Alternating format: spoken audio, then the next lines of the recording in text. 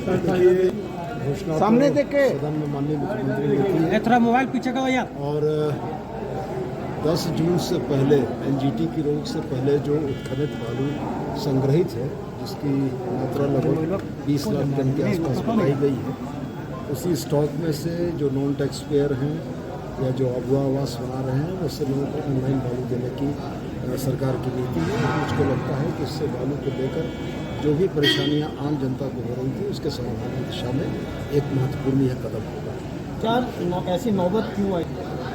Nasiruddin green tribunal से अगर आप पूछेंगे तो उसके बारे में ज़्यादा उचित जानकारी आपको मिलेगी कि 10 जून से लेकर 15 अक्टूबर तक बालू के उत्खनन पर रोक क्यों है। अगर कोयला खदानों में उत्खनन पर रोक नहीं है, पत्थर खदानों में उत्खनन पर रोक नहीं है, अन्य माइनिंग एक्टिविटीज़ में रोक नहीं है, तो बालू के ऊपर रोक क्यों है, ये ज़्यादा बेहतर आपका एनजीटी है। इससे पहले भी झारखंड में बालू सर सामने देखिएगा। बालू घाटों की नीलामी को लेकर जो एनजीटी के गाइडलाइंस हैं, उससे देश की हर सरकार बंधी हुई है। एनजीटी के गाइडलाइन में बगैर माइनिंग प्लान के कोई भी बालू घाट की बंदोबस्ती नहीं हो सकती है। यदि सरकार जनता के प्रति अपनी शुभेच्छा के मद्देनज़र यह भी सोचे कि वह बालू को फ्री भी करना चाहती है, तो वह बालू को फ्री नहीं कर सकती है। और इस बार भी जो रॉयल्टी का पैसा होगा वो नॉन टैक्स पेयर के लिए सरकार अपने खाते से भरेगी। और आप ये मान के चलें कि सरकार ने जनता की परेशानियों को देखते हुए एक सकारात्मक कदम उठाया है। हम इसके सकारात्मक परिणामों की अपेक्षा करते हैं। एक दूसरा सवाल है, थोड़ा सा करेक्ट करना चाहूँगा, जिससे पूर्व भी महिला नेत्रियाँ आती रही हैं, आई हैं। हाँ, लेकिन एक बात जरूर है कि इस देश के सर्वोच्च पंचायत में भी सदस्यों की मेडन स्पीच को बहुत महत्व दिया जाता है। और आज ऑनरेबल स्पीकर ने भी मेडन स्पीच का हवाला देते हुए साफ में यह कहते हुए महिला हैं, उनको बोलने का मौका मिलना चाहिए।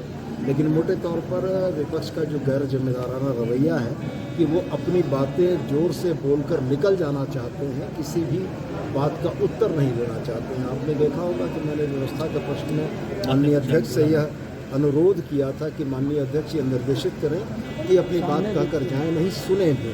क्योंकि जिन बांग्लादेशी घुसपैठियों का जिक्र अनंत ओझा जी कर रहे थे, 24/7/2024 की डीसी साहबगंज की निर्वाचन आयोग को प्रेषित एक रिपोर्ट जो माननीय सदस्य अनंत ओझा जी के परिवार पर आधारित थी, उसमें यह स्पष्ट परिलक्षित था कि जो भी आरोप वह लगा रहे हैं वो आरोप साहबगंज या राजमहल की धरती पर कहीं भी नहीं है।